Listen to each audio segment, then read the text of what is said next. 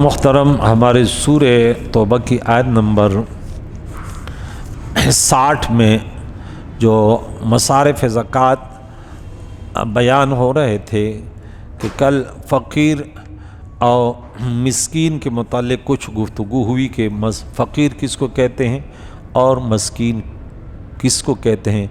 तो यकीनन शरीयत मुतहरा में बड़ी गुंजाइश, बड़ी वसाअतें हैं। तो अब देखिए, इमाम शाफ़ी ने अगर कहा कि फ़कीर जो है ज़्यादा गरीब है तो उसने भी दलाइल दिए। इमाम अबू हनीफा ने मस्कीन को ज़्यादा गरीब दिया, उसने भी दलाइल दिए हैं। और बड़ी हदीस मुबारक, एक इंसान को एक सुकून मिलता है कि जब तहकीक सुनता है तो कोई अपना मौक़िफ़ ले ले तो उस पर फतवा नहीं लगाना चाहिए कि भाई यूँ हैं यूँ हैं। तो इंसान जब दर्स कुरान सुनता है उसके अंदर कुछ शादगी, थोड़ा सा वो बर्दाश्त पैदा होता है कि हाँ, इसमें बहुत सारे मानी होते हैं। आज अब तीसरा जो वो है क्या है, मसारिफ़ ज़कात वल आमिलीना अलैहा है कि और ज़कात के वसीलिया भी पर मामूर लोग उनको ज़कात दी जाएगी। यानी जो लोग ज़कात और सदक़ात को वसूल कर के लाते हैं, इनको इनके मेहनत और मुशक्क़त के मुताबिक माल ज़कात से उजरत दी जाए। लेकिन ये उजरत इतनी नहीं होनी चाहिए कि वो ज़कात के उसूल कर्द तमाम रकब या इसके निस्फ़ पर, आधे पर ये मुहीत हो। तो यहाँ कहा कि जो ज़कात जमा करते हैं उनका जो वजीफ़ा है वो माल ज़कात से दिया जा सकता है। ठीक है, ये तीसरा क्या है, मसरफ़ है ज़कात का। अब चौथा मसरफ़ है वल मुअल्लफ़ाति क़ुलूबुहुम, और जिनके दिलों को इस्लाम के तरफ राग़िब करना मक़सूद हो उनको ज़कात दी जा सकती है। इस पर कदर तफ़सील समात फरमा लीजिए, और इख्तिलाफ़ी मसला भी है। तो मुअल्लफ़ाति क़ुलूब की तारीफ़ और इनके ज़कात में से देने के मुतल्लिक़ मज़ाहिब फ़ुक़हाए किराम।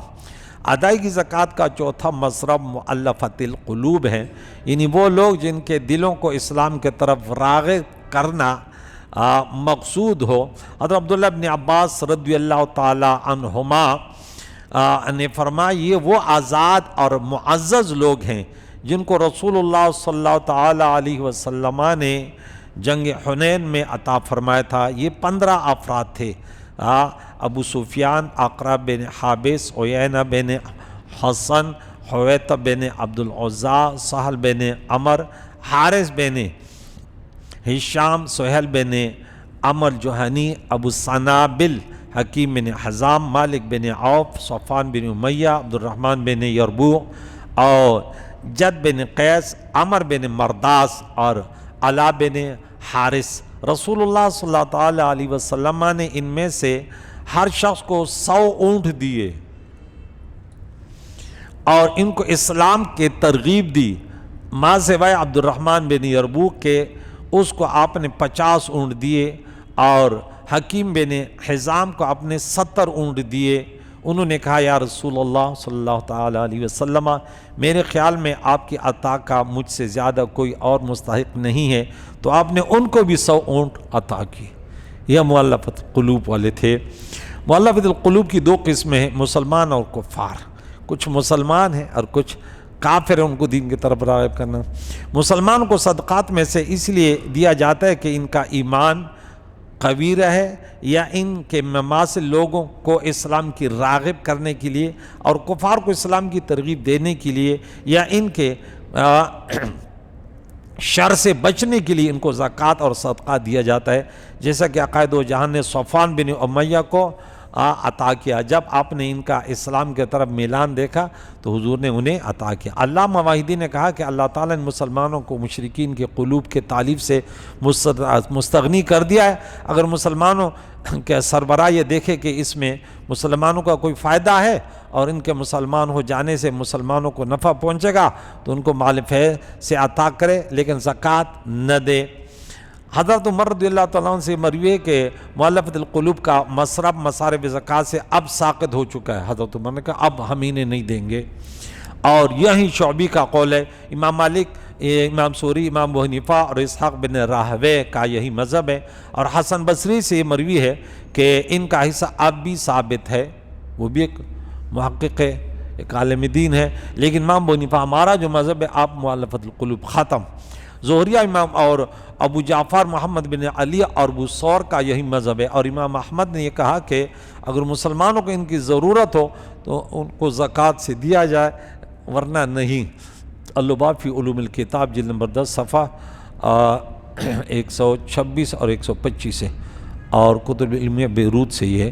قاضی بیضاوی امام شافعی نے کہا کہ ملت القلوب وہ لوگ ہیں جنہوں نے اسلام قبول کر لیا اور اسلام قبول کرنے میں ان کی نیت ضعیف تھی، کمزور ہے، تو ان کے قلوب کو اسلام پر قائم اور برقرار رکھنے کے لیے ان کو عطا کیا جاتا ہے، یا ایسے معزز لوگ اگر ان کو عطا کیا جائے تو ان کو دیکھ کر ان جیسے دوسرے معزز لوگ اسلام لے آئیں۔ اور رسول اللہ صلی اللہ علیہ وسلم نے عیینہ بن حسین، اقرا بن حابس اور عباس بن مرداس کو اسی وجہ سے عطا فرمایا تھا۔ اور ایک قول یہ ہے کہ معزز لوگوں کو اسلام کے طرف مائل کرنے کے لیے عطا کیا جائے۔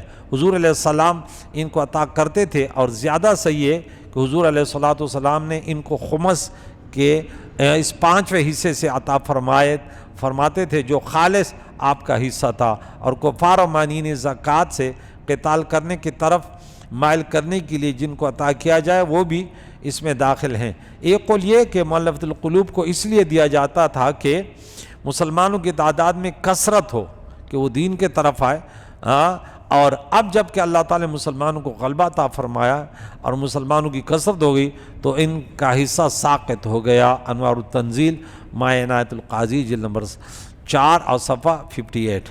علامہ برہان الدین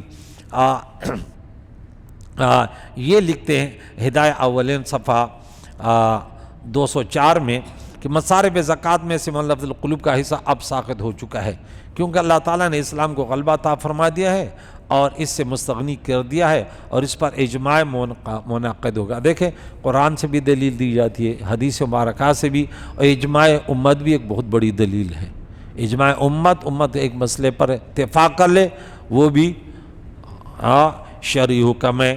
اس پر حضرت ابوبکر صدیق رضی اللہ تعالیٰ کی خلافت میں صحابہ کرام کا اجماع منعقد ہو چکا ہے۔ حضرت عمر رضی اللہ تعالیٰ عنہ نے ان کو رد کر دیا تھا، عیینہ اور اقرا نے حضرت ابوبکر سے ایک زمین کو طلب کیا، حضرت ابوبکر نے ان کو خط لکھ دیا، حضرت عمر رضی اللہ عنہ نے اس خط کو پھاڑ دیا اور کہا یہ وہ چیز ہے جو تم کو رسول اللہ صلی اللہ علیہ وسلم عطا کرتے تھے تاکہ تم کو اسلام پر راغب کرے، لیکن اب اللہ تعالیٰ نے اسلام کو غلبہ عطا کر دیا ہے اور تم سے مستغنی کر دیا، اب اگر تم اسلام پر ثابت قدم رہتے ہو تو فبہا، ورنہ اب ہمارے اور تمہارے درمیان تلوار سے فیصلہ ہوگا۔ پھر وہ حضرت ابوبکر رضی اللہ عنہ کے پاس گئے اور کہا خلیفہ آپ ہیں یا عمر؟ حضرت ابوبکر رضی اللہ تعالیٰ نے رائے سے حضرت ابوبکر کی رائے حضرت عمر کی موافق ہو گئی، اور صحابہ میں سے کسی نے اس کا انکار نہیں کیا۔ اگر حضرت ابوبکر صدیق رضی اللہ عنہ اور حضرت عمر رضی اللہ عنہ کی رائے برحق نہ ہوتی تو صحابہ اس پر ضرور انکار کرتی، اور یقیناً ان کے پاس کوئی ایسی دلیل ہوگی جس سے ان کو علم ہوگا۔ حضور علیہ السلام نے اپنے وفات سے پہلے اس حکم کو منسوخ کر دیا کہ مؤلفۃ القلوب اب انہیں زکوٰۃ نہیں دی جائے گی، یا یہ حکم آپ کے حیات کے ساتھ مقید تھا، یا یہ حکم کسی علت کے ساتھ معلل تھا اور اب وہ علت نہیں تھی، اور حضرت عمر نے تو وہ حکم بھی نہیں ہے، اور حضرت عمر نے ان کے سامنے یہ آیت پڑھی وَقُلِ الْحَقُّ مِن رَبِّكُمْ فَمَنْ شَاءَ فَلْيُؤْمِنْ وَمَنْ شَاءَ فَلْيَكْفُرْ۔ سورہ کاف آیت نمبر 29 میں رب کریم نے فرمایا آپ کہیے کہ حق تمہارے رب کی جانب سے ہے، سو جو چاہے ایمان لائے اور جو چاہے کفر کرے۔ اب یہ باتیں ختم ہو گئی۔ علامہ علاء الدین عبد العزیز نے کہا کہ ان کے تالیف قلوب سے مقصود دین کا اعزاز اور غلبہ تھا، کیونکہ غلبہ کفر کے زمانے میں اسلام کمزور تھا، اس وقت تالیف قلوب کے لیے عطا کرنے میں دین کا اعزاز تھا، اور جب حال بدل گیا اور اللہ تعالیٰ نے اسلام کو غلبہ عطا فرما دیا تو اب دین کا اعزاز ان کو نہ دینے میں ہے، اور اصل مقصود دین کا اعزاز ہے وہ اپنے حال پر باقی ہے۔ اس وقت دینا اچھا تھا، اب نہ دینا اچھا ہے، اور اچھا یہ کہتا ہے کہ منسوخ نہیں ہے، اس حال کو دیکھا جائے گا. یہ علامہ علاء الدین عبدالعزیز نے کہا کہ یہ دیکھا جائے کہ اس میں اسلام کا فائدہ ہے یا نقصان. تو اس کی مثال یہ ہے کہ جب پانی نہ ہو تو کیسے پیاری مثال دی. تو طہارت کے حصول کے لیے مٹی سے تیمم کرنا ضروری ہے، اور جب حال بدل جائے اور پانی مل جائے تو اب مٹی سے تیمم کرنے کا حکم ساقط ہو جائے گا اور پانی کا استعمال کرنا ضروری ہوگا، کیونکہ اب طہارت کے حصول کے لیے پانی کا استعمال کرنا متعین ہے. اسی طرح دین کا اعزاز پہلے مؤلفۃ القلوب کو دینے میں تھا، اب نہ دینے میں ہے، اور اصل حکم دین کا اعزاز ہے، وہ منسوخ نہیں ہوا. العنایہ جلد نمبر 2 صفحہ 266. یہ تھا چوتھا مصرف. اب ایک مصرف اس کا اور بتاتا ہوں کہ غلاموں کو آزاد کرنے کے لیے زکوٰۃ دی جائے تو اس میں بھی تفصیل ہے، ٹھیک ہے. وَفِي الرِّقَابِ، اور جن غلاموں کو آزاد کرنا ہو اس میں جس غلام کے متعلق اس کے مالک نے یہ کہا ہو کہ اگر اس نے اتنے روپے مجھے ادا کر دیے تو یہ آزاد ہے، اس غلام کو شریعت مطہر مکاتب کہتے ہیں. مکاتب ہے، مدبر ہے، بہت سارے غلاموں کی قسمیں ہیں، اور اس کی آزادی میں تعاون کرنے کے لیے زکوٰۃ میں سے اس کو حصہ دینا مشروع کیا گیا.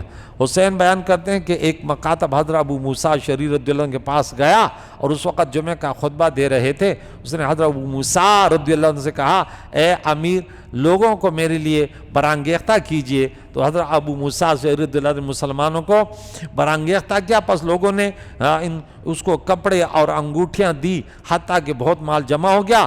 حضرت موسیٰ اشعری رضی اللہ عنہ نے اس مال کو جمع کر کے فروخت کیا اور اس کے مکاتب جو انہوں نے اپنے آقا سے لکھ پڑھ کی تھی اس کو دے دیا، اور باقی مال بھی غلاموں کو آزاد کرانے میں صرف کر دیا، اور لوگوں کو یہ رقم واپس نہیں کی، اور یہ کہا کہ لوگوں نے یہ رقم غلاموں کو آزاد کرنے کے لیے دی تھی، اب ان کو اسی میں صرف کریں گے. اور علامہ ابو حفص عمر علی الدمشقی حنبلی وہ لکھتے ہیں کہ رقاب غلاموں کو آزاد کرانے کی تفسیر میں کئی اقوال ہیں. نمبر 1، اس سے مراد مکاتب ہیں جو اپنے آقا سے لکھ پڑھ کرتا میں اتنے پیسے دوں گا میں آزاد ہو جاؤں گا، تاکہ ان کو زکوٰۃ کے مال سے آزاد کرایا جائے. نمبر 2، امام مالک وغیرہ نے یہ کہا کہ مال زکوٰۃ سے غلام خرید کر ان کو آزاد کر دیا جائے. امام مالک کا الگ مسلک ہے ان کا. نمبر 3، امام ابو حنیفہ اور ان کے اصحاب نے یہ کہا کہ مال زکوٰۃ سے مکمل غلام آزاد نہ کرایا جائے، بلکہ مال زکوٰۃ سے کچھ رقم غلام کے لیے دی جائے اور اس سے مکاتب کی گردن آزاد کرانے میں مدد کی جائے. مکاتب نے لکھ پڑھ کیا تھا 10 لاکھ کا، چلو اس میں 50,000 دے دے، چلو 9.5 لاکھ کو کہیں اور سے کرے، پورا نہیں. کیونکہ پھر رقاب میں فرمانے کا تقاضا ہے کہ اس کا مال زکوٰۃ میں کچھ دخل ہونا چاہیے، اور یہ اس کے منافی ہے کہ مال زکوٰۃ سے مکمل غلام آزاد کیا جائے تو مکمل نہیں. اچھا، غلام و مقروضوں اللہ کے راہ میں اور مسافروں پر زکوٰۃ کی رقم خرچ کرنے کے لیے تملیک ضروری نہیں. یہ ایک اور مسئلہ کہ یہاں پہ للفقراء لام تملیک کے لیے آتا ہے کہ ان کو مالک بنانا، پیسے ان کے ہاتھ میں دینا، وہ فقیر ہو مسکین ہو، یہ جو ذکر ہوئے. تو اب یہ کہ مقروض کو قرض سے والغارمین کا جو یہ اس میں کلام موجود ہے کہ یہ بات والغارمین، ٹھیک ہے، اور مقروض لوگوں کو دیا جائے تو اس میں تملیک ضروری ہے. یہ اختلافی مسئلہ ہے. ہمارے احناف کے ہاں کہتے ہیں اس کو مالک بنانا. تو یہاں مفسر میرے استاد محترم نے بڑی محنت کی ہے، تو کہا اگر اس میں تھوڑی سی گنجائش ہو جائے تو پھر مساجد مدارس وغیرہ پر بھی زکوٰۃ کا جواز آ جائے گا. بعض علماء نے یہ کہا کہ احتیاط اس میں ہے کہ مکاتب کی اجازت سے زکوٰۃ میں اس کا حصہ اس کے مالک کو دے دیا جائے جس نے اسے یہ تحریر کی ہے، کیونکہ اللہ تعالیٰ نے پہلے 4 مصارف کا ذکر لام تملیک کے ساتھ کیا. یہ دیکھیں اس میں تو مالک بنانا ضروری ہے، فقیر، مسکین، اور اس پر جو مقرر ہیں، اور مؤلفۃ قلوب، اس میں تو تملیک کیا ہے اس کے ساتھ رب کریم نے ذکر کیا. اور جب رقاب کا ذکر کیا تو لام کے بجائے فی کا ذکر ہے، وہ پھر رقاب کہا اور فرمایا وہ پھر رقاب. اور اس فرق کا کوئی فائدہ ضروری ہے، اور وہ یہ ہے کہ پہلے 4 مصارف میں زکوٰۃ میں سے ان کا حصہ ان کو دے کر ان کو ان حصص کا مالک بنا دیا جائے، اور باقی مصارف میں زکوٰۃ میں ان کا حصہ ان کے مصالح اور ان کے بہتری اور ان کے فوائد میں خرچ کیا جائے، اور ان کو ان کا مالک نہ بنایا جائے، یعنی وہ ضروری نہیں ہے۔ زمخشری نے کہا کہ آخری 4 مصارف میں لام کے بجائے فی کا ذکر کیا گیا ہے، اور اس میں بتانا یہ ہے کہ آخر کے 4 مصارف پہلے 4 مصارف سے صدقہ اور زکوٰۃ دیے جانے کے زیادہ مستحق ہے، کیونکہ فی ظرفیت کے لیے آتا ہے، اور اس میں تنبیہ ہے کہ وہ صدقات کا ظرف اور محل ہیں، اور وہ فی سبیل اللہ و ابن سبیل میں جو فی کا تکرار کیا گیا ہے، اس میں یہ تنبیہ ہے کہ ان 2 مصرفوں کو یعنی فی سبیل اللہ اور ابن سبیل کو پہلے 2 مصرف پر زیادہ ترجیح ہے، اور غلام آزاد کرانے اور مقروض کا قرض ادا کرنے کی بنسبت مال زکوٰۃ کو اللہ کے راستے میں اور مسافروں پر خرچ کرنا زیادہ راجح ہے، کہ سب میں فی آئے پھر رقاب آئے، اور لیکن فی آخری جو 2 آئے ہیں تو اس میں یہ دیکھیں وَفِي الرِّقَابِ وَالْغَارِمِينَ میں فی نہیں آیا، لیکن یہاں وہ فی سبیل ہے وابن سبیل، تو کہتے ہیں اس میں زیادہ تاکید ہے، ان دونوں کو دینا زیادہ بہتر ہے۔ پہلے 4 مصارف کے ساتھ لام اور آخری 4 مصارف کے ساتھ فی ذکر کرنے میں نکتہ یہ ہے کہ پہلے 4 مصارف میں ان کو زکوٰۃ سے ان کا حصہ ادا کر کے ان کو ان حصوں کا مالک بنا دیا جائے، اور آخری 4 مصارف میں ان کو زکوٰۃ میں سے ان کے حصے کا مالک نہیں بنایا جائے گا، بلکہ ان کا حصہ ان کے فلاح اور ان کے مصالح میں خرچ کیا جائے گا۔ مکاتب کا مال اس کے مالک کو دیا جائے گا، اور مقروض کا مال اس کے حصے کی زکوٰۃ اس کے قرض خواہ کو دیا جائے گا، اور اللہ کے راستے میں خرچ کرنا بالکل واضح ہے، اور مسافر بھی اللہ کے راستے میں داخل ہے۔ اس کو علیحدہ اس لیے ذکر کیا تاکہ اس کی خصوصیت پر متنبہ ہوں۔ امام فخر الدین محمد عمر رازی شافعی متوفہ 606 ہجری، وہ کہتے ہیں کہ پہلے 4 مصارف میں لام اور آخری 4 میں مصارف میں فی کو ذکر کرنے کی وجہ بیان کرتے ہوئے فرماتے ہیں، پہلے 4 مصارف میں ان کو زکوٰۃ سے ان کا حصہ دے کر ان کو مالک بنایا جائے گا، کہ وہ جس طرح چاہیں ان میں تصرف کریں، اور غلام کو آزاد کرنے کے لیے ان کا حصہ ان کو نہیں دیا جائے گا، اور نہ ان کو ان پر تصرف کی قدرت دی جائے گی کہ وہ جس طرح اور وہ اس میں جس طرح چاہے تصرف کرے، بلکہ ان کے طرف سے ان کی قیمت ادا کر دی جائے غلام کی کہ وہ آزاد ہو جائے۔ اسی طرح مقروض کی زکوٰۃ کا حصہ ان کے قرض خواہ کو دے دیا جائے، اسی طرح مجاہدین کی زکوٰۃ کا حصہ ان کی ضرورت کا اسلحہ خریدنے میں خرچ کیا جائے گا، اور اسی طرح مسافروں کو ضرورت کی چیزوں میں ان کا حصہ خرچ کیا جائے گا۔ خلاصہ یہ کہ پہلے 4 مصارف میں ان کے حصص ان کو دیے جائیں گے کہ وہ جس طرح چاہیں خرچ کریں، اور آخری 4 مصارف میں ان کو ان کے حصص نہیں دیے جائیں گے، بلکہ جس جہت سے وہ زکوٰۃ کے مستحق ہیں اس جہت میں ان حصے کو زکوٰۃ کو وہاں پہ خرچ کیا جائے۔ یہ مفسرین کرام نے اس میں لکھا ہے، مزید اس پر گفتگو کریں گے کہ پھر احناف اس میں کیا کہتے ہیں۔ اس میں یہ گفتگو زیادہ ہے، لیکن یہ بہت ضروری بات ہے اور بہت اہم بات ہے کہ انہیں کس طریقے سے مقروض اور فی سبیل اللہ، اب تو غلام تو ہے ہی نہیں، وہ سلسلہ تو ختم ہو گیا، لیکن مقروض اور فی سبیل اللہ اور ابن سبیل، فی سبیل اللہ تو مجاہدین وغیرہ ہیں، اور ابن سبیل سے مسافر، اس میں بھی کچھ بات میں کروں گا کہ اب جو مسافر ہے، ابن سبیل کا لغوی معنی ہے راستے کا بیٹا، تو مسافر ہوتا ہے، اگرچہ پیچھے جو ہے وہ دولت مند ہو، تو اس میں کچھ جو علت جو ہے وہ اب جیسے کہا کہ وہ علت مفقود ہو گئی مؤلفۃ القلوب کی بات کی کہ دین کو اللہ نے غلبہ دیا، تو اب ضرورت نہیں ہے کہ لوگوں کو راغب پیسوں کے ذریعے دین کی طرف راغب کیا جائے۔ تو میں کہتا ہوں فی سبیل اللہ جو ابن سبیل ہے وہ تو کہ آپ مسافر ہو گئے، اگرچہ آپ کے پیچھے دولت ہے، تو آپ حالت سفر میں جیب کٹ کیا وغیرہ وغیرہ، تو آپ پیسے کیسے آپ کے پاس آتے، تو اب نہیں آ سکتے تھے نا، لیکن اب وہ دور نہیں ہے، آپ تو بس نمبر ملا، ایک یہاں پہ آیا تھا تو میں نے یہ مسئلہ بیان کیا. اس نے بولا میں پیچھے دولت مند ہوں وہ فلاں. میں نے بولا بھائی دولت مند ہے آپ فون کریں, ہم بھی اس ملک کے رہنے والے ہیں. میرا دوست تھا, اسے لاہور میں کترے نے جیب کاٹا, اس نے فون کیا, ہاں نمبر ملایا اور میں نے یہاں سے پیسے بھیج دیے. تو اب تو ابن سبیل میں بھی گفتگو کریں گے انشاءاللہ. اللہ تعالیٰ سے دعا ہے قرآن مجید فرقان حمید کے تعلیمات سیکھ کر اس پر عمل کر کے دوسری دنیا تک پہنچانے کی توفیق عطا فرمائے.